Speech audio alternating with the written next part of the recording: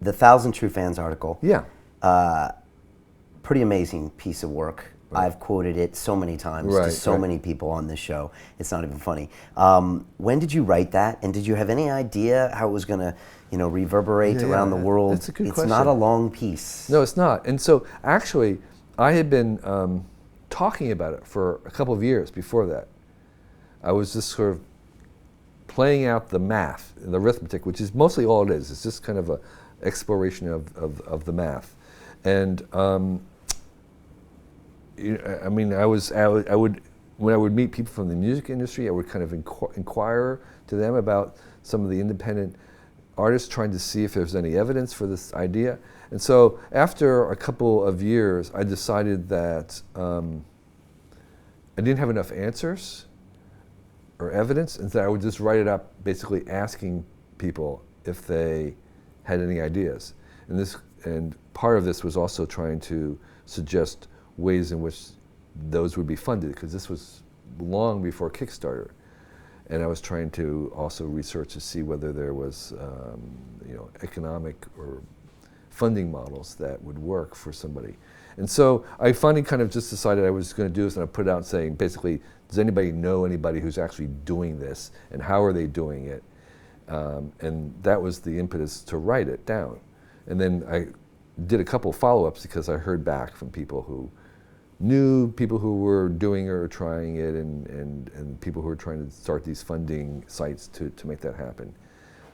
So it was several years in gestation, and no, I had no clue that it was going to work. That's true for anybody who does anything kind of like on a long-term basis, like a radio show or music. It's like you can never really guess which one of your creations will hit. It makes no, you can't. Artists have the same thing. They write song after song, and then suddenly one is like, oh my gosh, you're a genius. It's like, I've been writing songs for 20 years, where have you been? Whatever. And even movies are the same thing. I mean, I would say that if there was a person who had this unique, magical, genie-like ability to actually point to the ones that were going to succeed, you'd be a billionaire. Because Hollywood, they don't know which ones are going to work. Book publishers don't know which books are going to take off. Keep creating. You have to just kind of keep doing it again and again and again and again. And for people that haven't read the article, if you had to summarize it in 3 quick points, what would you say is the Thousand True Fans? And then also, do you have anything to add to it in the last 5 years? So the basic thing is a very simple premise, which is that technology allows us to have someone who's a creator, and that could be a writer, a filmmaker, musician, a sculptor, photographer, anybody who's creating something. The technology allows us to actually interact with our customers directly. In the past, you needed, you'd sell a book, and there'd be a publisher and a bookseller, and someone would buy your book, but you'd have no connection as the author with that person. But now you can sell a book, even if you don't sell them directly. You can they can have an email. They can contact you on an ongoing basis. And so the premise is simply that if you have that kind of ability to connect with your audience directly, and you don't have all these other people involved with publishers and music studios and everybody, if you're actually creating and dealing directly with them, that the numbers that you need to actually get a living are very small. And I call those people that are going to be most valuable to you true fans, because the true fans are fans that will purchase anything that you produce in all the varieties, all the different editions, all the different venues, whatever it is, anything you do, they're going to support you in it. If you you don't need very many of those kinds of people, and by my calculation, for a single creator, you need about 1,000. If you can produce $100 worth of goods a year, then 100 times 1,000 is $100,000. That's a living, okay? And so that's the basic idea. Now, you have to adjust that by lots of different things, because you have expenses you have to subtract. If you have more than one person as a duo, you have to multiply by 2. And the important thing, though, is that number is actually not critical. It's the order of magnitude. It says you don't need 1 million fans to make a living if you have direct contact with them.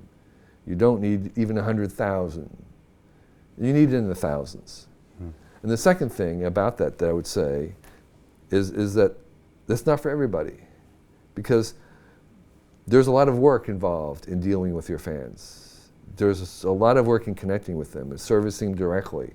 And not everybody wants that. Some authors or artists, they don't want to become a social media guy or a person or a girl. They want to paint in their studio. And so for them, they need to have somebody involved. So you have to add a layer and you have to adjust those numbers in some capacity. So it's not for everybody, but it's a possibility. And even if you have help, you're still in that order of magnitude. What have I learned since then? I think there are it's a viable goal. It's still a tough way to, I mean, it still takes a lot of work to get there without the help of people from outside. You're kind of a good example of somebody who's doing that. Most of the people who started doing it came from the Hollywood studios or the music labels or book publishers, and then decided to take their kind of existing audience and let go of that and go to it directly. There's fewer people who rise from the bottom, but there are enough now that I know for certain that this works. You know, Hugh Howey, who's a science fiction author, started with Amazon Kindle, and he became a best-selling author, and he still has people publishing his book, but he's still basically a true fan, thousand true fan person from the beginning. He still starts by selling his stuff to the customers directly first. And so there are people who can, enough examples in all the different media that we know this is possible. Right. And I think what we need is more role models, people to kind of become known as, well, they're doing it this way. And I think one of the biggest points of that article is that by focusing on those 1,000 true fans, you'll find that message that resonates, right, as opposed to trying to please a million people. Exactly. And then if you can resonate with those 1,000, then that will scale. Right. And yeah, it's something we think about around here all the time. You know, we have, funny enough, an academy that's at around 1,000 right now. And so, you know, we just constantly service those people. And yes, it's actually very difficult. Right, you have to deal with people. You have to keep them happy. But it also keeps you on that cutting edge of knowing what's going on. You're absolutely right. That direct contact makes you honest and makes you really focus on delivering value versus just kind of going through the motion.